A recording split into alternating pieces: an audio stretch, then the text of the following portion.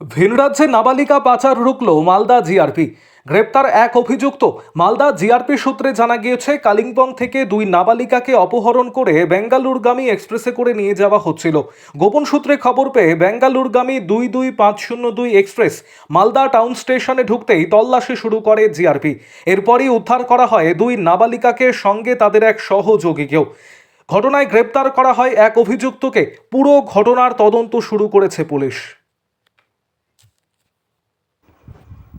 আরও আপডেট থাকতে আমাদের ভিডিও শেয়ার ও ফেসবুক পেজটিকে লাইক করে ফলো করে দিন।